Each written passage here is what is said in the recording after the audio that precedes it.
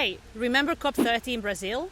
Thousands of indigenous peoples, activists and civil society in the streets telling governments they're not doing enough to tackle the climate crisis. This COP cannot end without a clear, just and equitable roadmap to phase out fossil fuels, said Colombia's environment minister. So, Colombia and the Netherlands stepped in to launch the first ever conference on transitioning away from fossil fuels. It will happen end of April in Santa Marta, Colombia. Ministers and high-level representatives will be there. So what should they be talking about?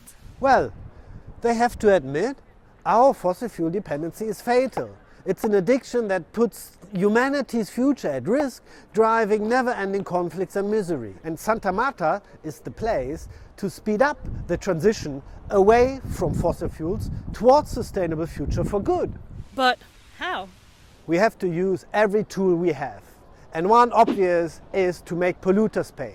It is the big fossil fuel giants who are cashing in enormously, and everyone else is paying the price of increasing inflation and dealing with the cost of living crisis. A result of the Santa Marta Conference should be that governments agree to tax the enormous profits of the fossil fuel industry.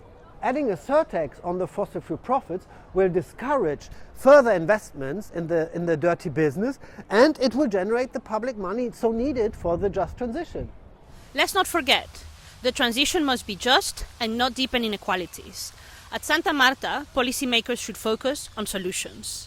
How to remove the barriers holding the Global South back in their fight for climate justice. It will be crucial that they find ways to fix the debt crisis, which is the worst the world has ever seen and is keeping countries in the Global South dependent on fossil fuels.